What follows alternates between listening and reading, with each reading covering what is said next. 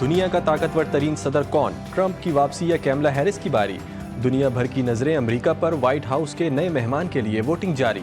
امریکی کئی ریاستوں میں قبل از وقت ووٹنگ، 8 کروڑ سے زائد امریکی ووٹ کاسٹ۔ امریکی ایوان نمائندگان کی 435 نشستیں، سینٹ کی 100 میں سے 33 نشستوں پر بھی پولنگ۔ واشنگٹن ڈی سی سمیت کئی شہروں کی سیکیورٹی انتہائی سخت، پولیس اہلکاروں کی چھٹیاں منسوخ، وائٹ ہاؤس اور کیپٹل ہل کی اطراف باڑ نصب کر دی گئی۔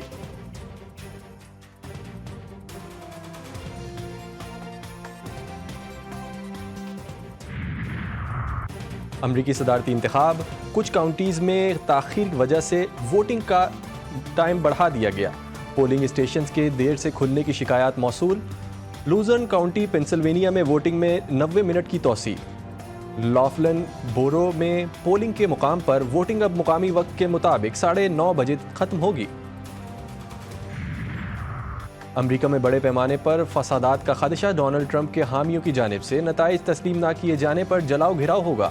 سرکاری عمارت کی حفاظت کے لیے سیکیورٹی فورسز ریڈ الرٹ۔ مختلف ریاستوں میں پولیس پیٹرولنگ بڑھا دی گئی۔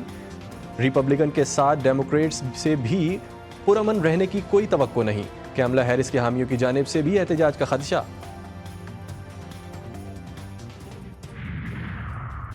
امریکی صدارتی امیدوار ڈونلڈ ٹرمپ نے اہلیہ کے ہمراہ پام بیچ میں ووٹ کاسٹ کر دیا۔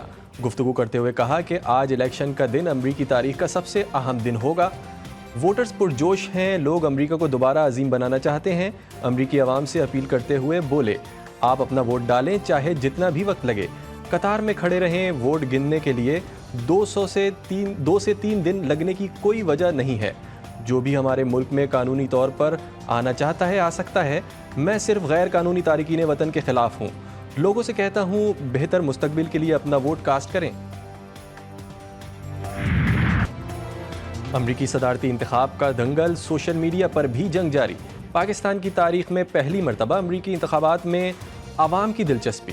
سابق امریکی صدر ڈونلڈ ٹرمپ توجہ کا مرکز بن گئے۔ پاکستان محتاط امید کے ساتھ امریکی انتخابات دیکھ رہا ہے۔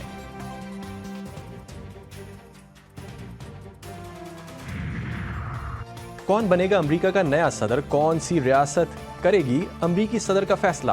امریکی الیکشن اور امریکی صدر کے انتخاب کا طریقہ کار کیا ہے؟ امریکی الیکشن کا پاکستان پر کیا اثر ہوگا؟ ڈیموکریٹک اور ریپبلکن ریاستیں کون کون سی ہیں؟ ووٹنگ سے جشن تک تبصرے اور تجزیے، امریکہ سے خصوصی کوریج، پاکستان سے ہر خبر پر نظر۔ یہ سب اور بہت کچھ صرف اور صرف جی ٹی وی نیوز پر۔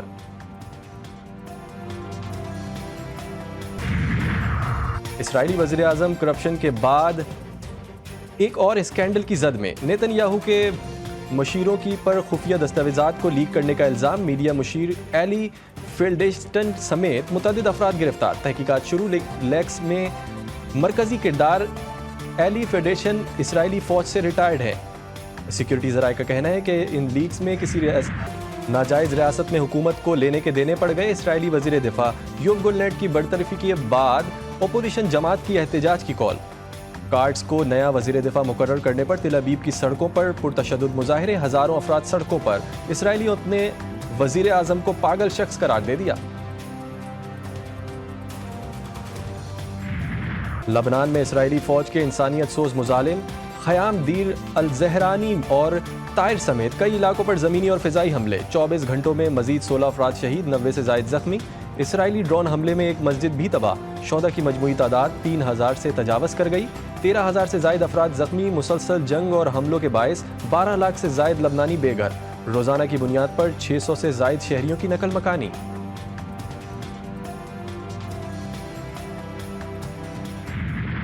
غزہ میں اسرائیلی فوج کی دہشت گردی، غزہ پر شدید بمباری۔ 24 گھنٹوں میں 70 فلسطینی جان سے گئے۔ کمال ادوان اسپتال پر ایک بار پھر حملہ کیا گیا۔ شمالی غزہ پر بھی صہیونی فوج کے فضائی حملے۔ بیت الحیا میں بھی درجنوں فلسطینی لقمہ اجل بنے۔ شہداء کی مجموعی تعداد 43,391 ہو گئی۔ 1,22,000 سے زائد فلسطینی زخمی۔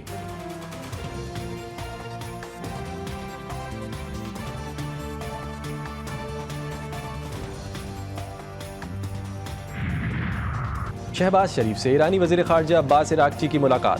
وزیر اعظم کا غزہ میں جنگ بندی اور انسانی امداد کی فراہمی پر زور۔ ایران پر اسرائیلی حملے کی مذمت، ایران کی خود مختاری اور علاقائی سالمیت کی حمایت کا اعادہ۔ وزیر اعظم نے ایرانی سپریم لیڈر اور صدر مسعود پزشکیان کے لیے نیک خواہشات کا اظہار بھی کیا۔